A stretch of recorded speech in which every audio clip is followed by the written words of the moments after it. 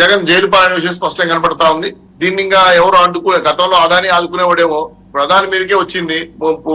కాబట్టి అందరూ కలిసి ఇప్పుడు చివరికి తప్పు చేసినందుకు కూడా జైలు బాట పట్టే అవకాశం ఉంది. చౌదరి గారు మీకు ఒక చిక్కు ప్రశ్న ఇప్పుడు ఏంటంటే, ఇప్పుడు అదానీని ముట్టుకోవాలంటే మీకు పైన బీజేపీ ఉంది. బీజేపీ ఏమనుకుంటుందో, ముట్టుకోకపోతే ఇక్కడ ఆంధ్రప్రదేశ్ ప్రజలు ఊరుకోరు.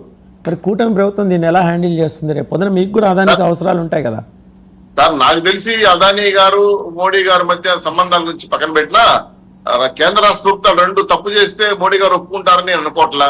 మోడీ గారు కఠినంగా నిర్ణయించుకుంటారు.